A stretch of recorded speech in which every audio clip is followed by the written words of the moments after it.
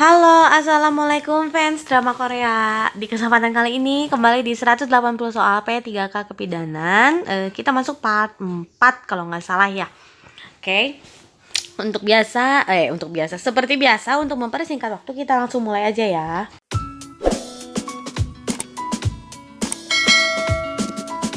Nomor 31, seorang perempuan umur 25 tahun G2 P1A0 hamil 37 minggu datang ke BPM untuk melakukan kunjungan ulang.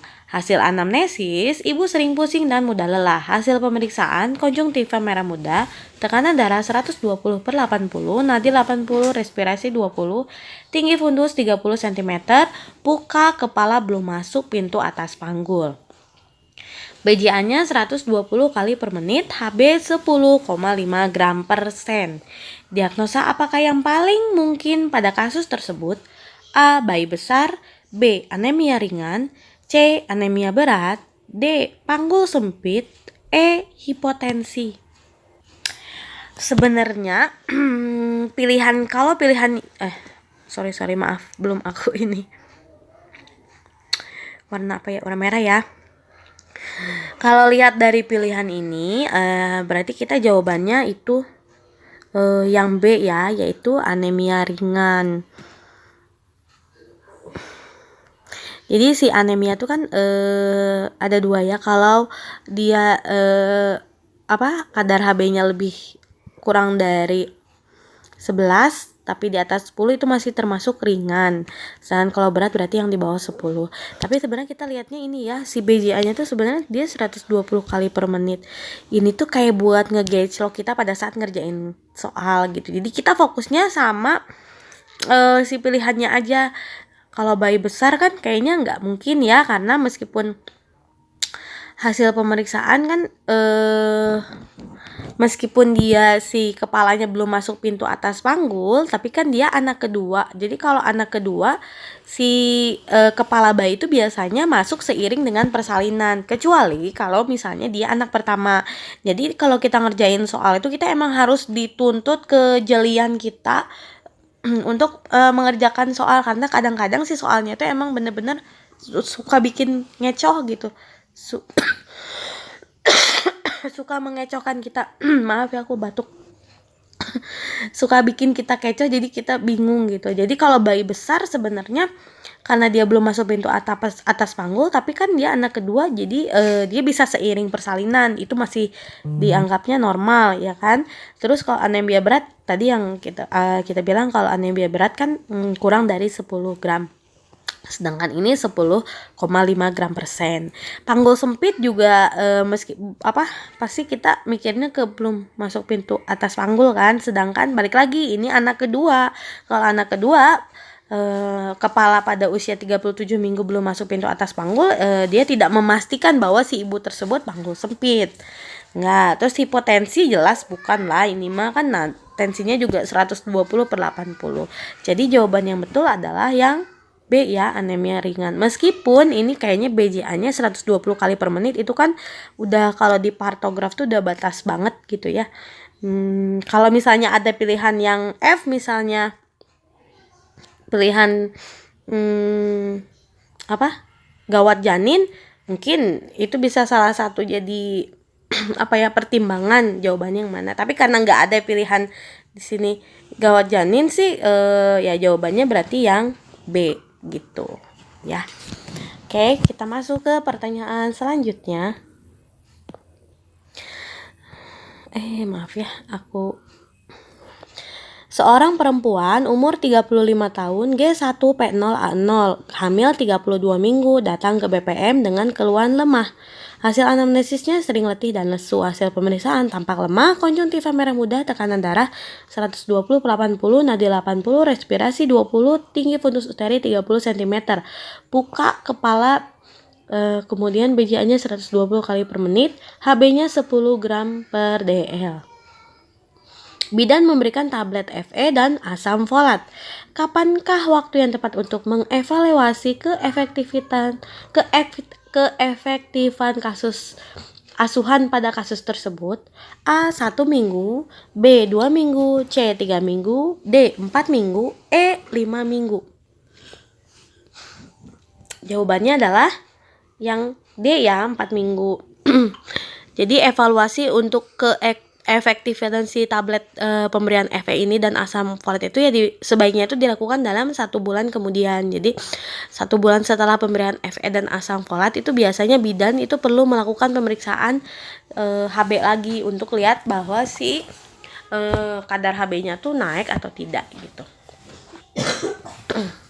Kita masuk pertanyaan selanjutnya nomor 33. Seorang perempuan umur 27 tahun G2P1A0 hamil 36 minggu datang ke BPM dengan keluhan sering sakit kepala. Hasil anamnesis tidur cukup. Hasil pemeriksaannya tekanan darah 110/70, nadi 84 kali per menit, respirasi 22 kali per menit, tinggi fundus uterinya 30 cm, puka presentasi kepala, belum masuk pintu atas panggul, BCA-nya 142 kali per menit, reguler, ekstremitas bawah udim. Bidan melakukan pemeriksaan protein urin dengan hasil menggumpal. Bagaimanakah penafsiran dari hasil pemeriksaan penunjang pada kasus tersebut? A. Positif 1, B. Positif 2, C. Positif 3, D. Negatif, E. Batas normal. Jawabannya yang mana? Teman-teman coba ingat lagi waktu zaman kuliah kita ujian praktek untuk meriksa protein urin. Aku juga lupa lagi sebenarnya caranya gimana, karena di puskesmas pasti kan kita rujuk ya ke bagian ke bagian laboratorium. Jawabannya adalah yang C ya, yaitu positif 3. Jadi pemeriksaan kualitatif reduksi urin dengan hasil menggumpal itu hasilnya adalah positif 3. Kan yang harus itu jernih ya. Kemudian ada yang keruh. Tapi kalau sampai menggumpal berarti dia positif 3. Oke, kita masuk ke pertanyaan selanjutnya nomor 34. Seorang perempuan umur 25 tahun G2P1A0 hamil 24 minggu datang ke BPM untuk kunjungan kehamilan. Hasil anamnesis gerak janin aktif dirasakan. Hasil pemeriksaannya tekanan darah 120/80, nadi 80, respirasi 20, suhu 36. BCA-nya 140 kali per menit dengan balotemen positif. Berapakah tinggi fundus uteri yang sesuai pada kasus tersebut? A. Setinggi pusat, B. 3 jari di atas pusat, C. 3 jari di bawah pusat, D. 3 jari di atas simfisis, E. Pertengahan pusat PX.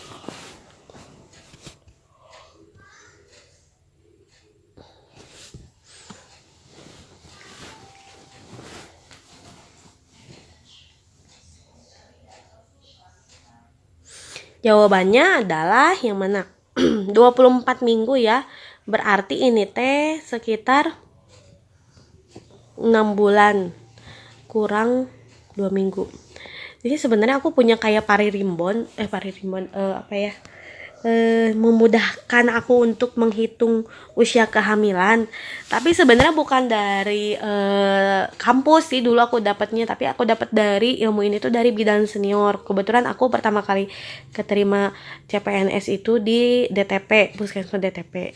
Dan dulu tuh kagumnya aku di sana itu ketika aku masuk ke Puskesmas DTP tuh kita tuh kalau bisa tidak boleh menggunakan kalender kehamilan. Tahu kan lah pasti teman-teman kalender kehamilan yang suka disponsori oleh Mikroginon atau yang lain-lainnya lah, yang kita lihat yang bulat itu kalendernya untuk menghitung si usia kehamilan. Nah dulu tuh aku tuh diajarin, mungkin ini intermezzo sedikit ya,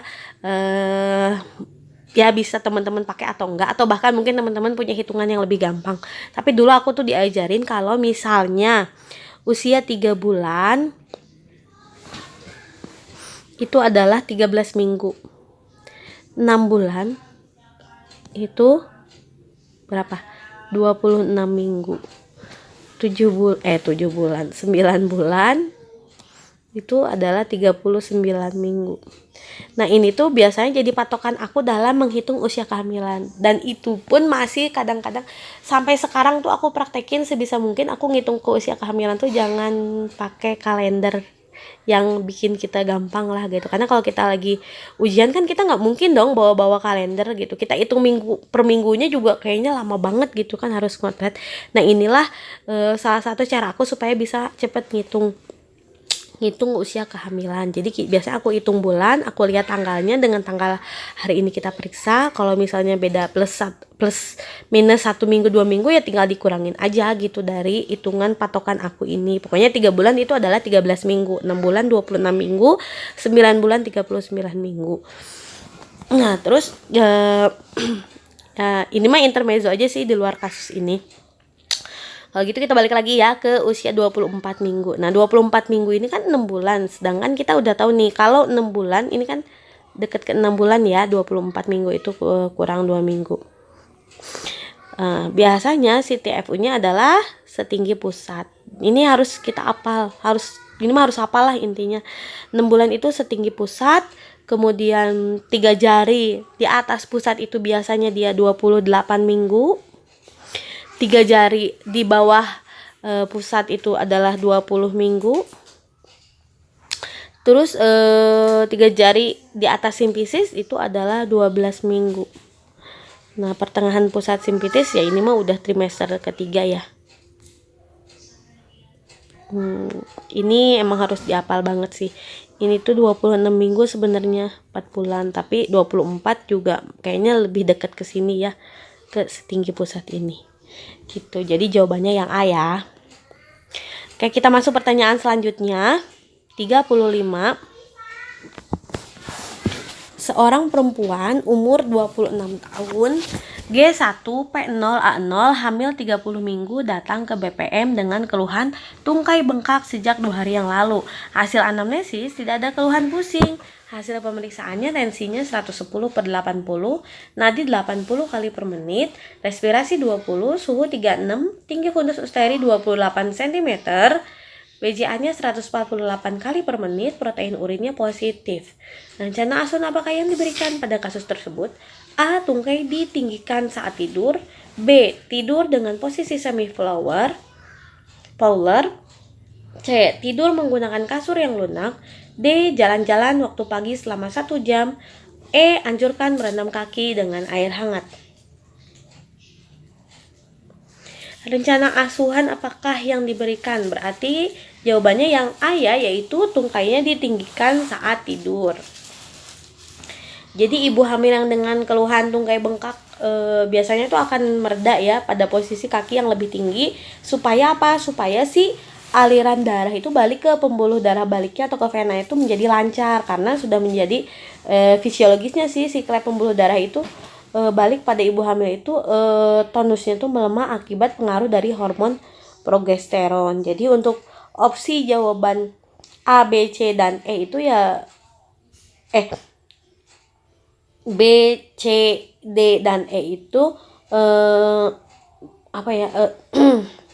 bukan merupakan jawaban yang benar ya, karena dia tidak memberikan solusi pada bengkak di tungkainya gitu. Jadi jawabannya yang A ya. Kita masuk pertanyaan nomor 36. Seorang perempuan umur 28 tahun, hamil 32 minggu, datang ke Poskesdes untuk memeriksa kehamilannya. Hasil anamnesis sering BAK sejak 3 hari yang lalu. Hasil pemeriksaannya tekanan darah 110/70,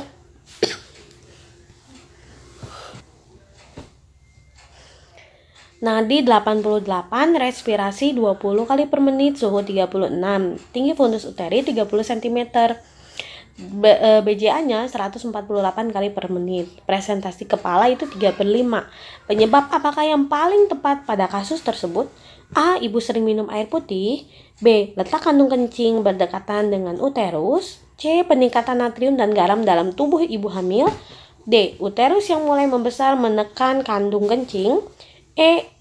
Kandung kemih tertekan oleh penurunan kepala janin.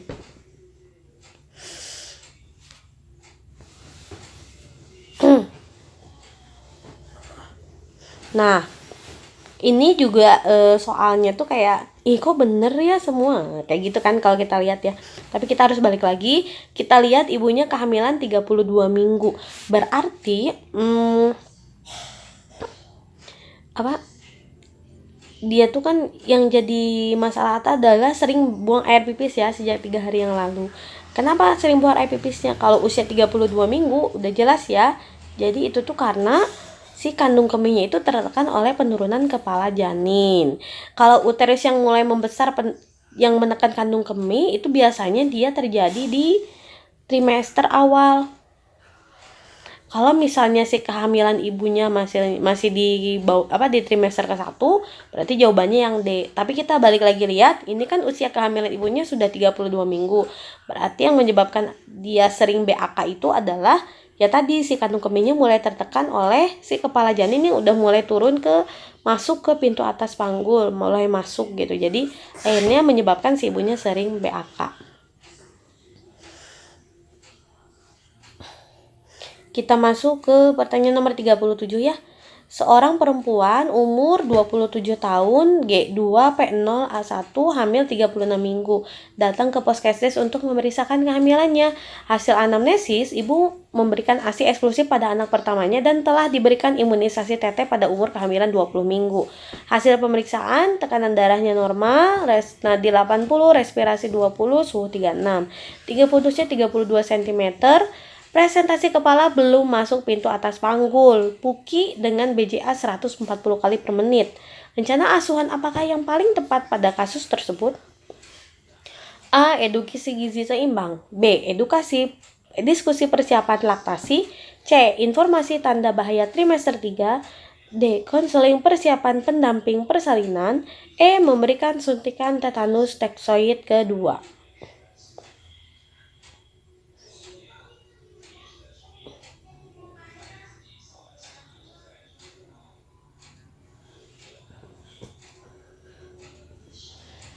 Jawabannya adalah yang mana? Ini kan dicarinya rencana asuhan ya, apakah yang paling tepat?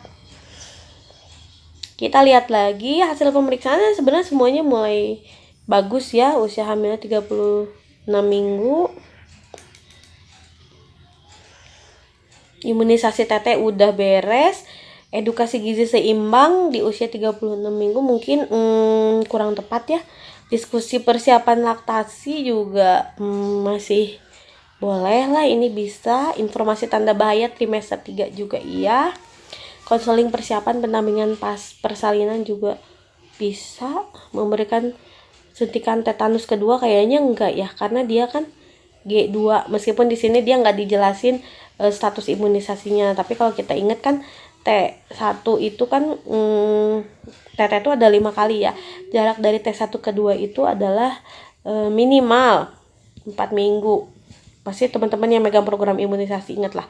T2 ke T3 itu minimal 6 bulan. T3 ke T4 itu 1 tahun. T4 ke T5 itu 1 tahun juga. Ini jarak penyuntikan ya teman-teman ya. Jarak penyuntikan. Nah nih, sedangkan si ibunya kan hamil kedua, otomatis dia pada saat hamil yang pertama dia udah dong dapet T1 dan T2 ya kan. Ini di G1. Berarti G2 dia cukup 1 kali aja lah di G2 ini. Di usia berapa tadi? 20 minggu. Berarti yang ini nggak usah suntik lagi, karena untuk suntik ke T4 itu minimal 1 tahun. Sedangkan dia kan masih dalam proses kehamilan ya, dia baru 36 minggu, berarti baru 16 minggu yang lalu dia suntik. Sedangkan jarak T3 ke T4 itu minimal 1 tahun, berarti bukan jawabannya yang ini. Kalau di sini sih A, B, C, D kelihatannya benar semua ya, tapi coba kita cari lagi yang paling benar. Sebenarnya kalau di kunci jawaban yang aku dapat itu jawabannya adalah yang C, katanya informasi tanda bahaya trimester 3 betul. Tapi konseling persiapan pendampingan persalinan juga ini juga benar ya di trimester ketiga. Tapi kayaknya lebih ke tanda bahaya dulu sih emang. Yang paling penting ya tanda bahaya dulu. Nanti kan kalau ke trimester ketiga kan kita udah seminggu sekali ya. Nanti di usia 37 minggu mungkin bisa rencana asuhan yang diberikannya yaitu konseling, misalnya persiapan pendampingan persalinan. Ya kan? Yang ini bisa sih. Di usia selanjutnya kayaknya yang paling penting emang bener jawabannya yang C, Tapi mungkin teman-teman punya jawaban yang lain, boleh share di kolom komentar sambil diskusi sama teman-teman yang lain. Dan mohon maaf juga kalau aku kadang nggak jawab semua komen, karena ya tadi kembali lagi keterbatasan waktu, fisik, dan kerjaan aku yang menumpuk gitu. Jadi kadang aku nggak buka-buka komen gitu ya. Terima kasih buat yang berbaik hati sudah bersedia komen dan ada yang membalas komennya gitu. Terima kasih sekali lagi ya, karena aku juga manusia biasa yang tidak luput dari kesalahan gitu. Oke teman-teman, kita langsung ke pertanyaan selanjutnya ya.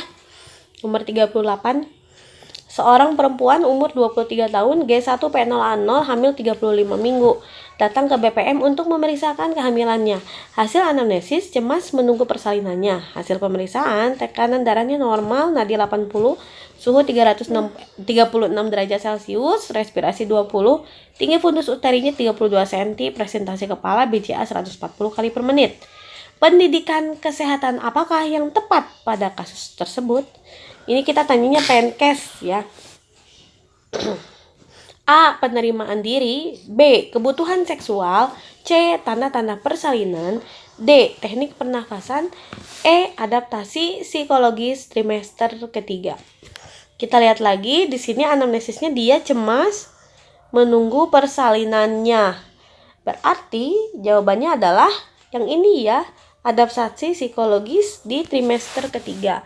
Karena kita balik lagi ke hasil anamnesis yang kita tanya, ternyata dia cemas, ya otomatis Penkes yang harus kita berikan adalah ya sesuai dengan keluhan apa yang si pasien rasakan gitu.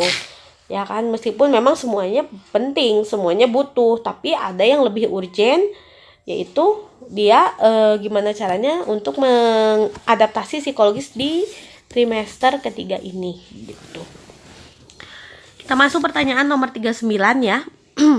Seorang bidan melakukan kunjungan rumah pada ibu hamil umur 24 tahun G1P0A0, usia kehamilannya 10 minggu dengan keluhan mual muntah di pagi hari sejak 1 minggu yang lalu. Hasil pemeriksaan tekanan darah 110/80, nadi 84, suhu 36, respirasi 20, tinggi fundus uterinya belum teraba, HCG urin positif. Anjuran apakah yang paling tepat pada kasus tersebut? A. Makan sering dengan porsi kecil. B. Menghindari makanan yang terasa pedas. C. Menganjurkan makanan tinggi karbohidrat. D. Mengkonsumsi buah yang mengandung vitamin C. E. Meningkatkan frekuensi makanan berlemak.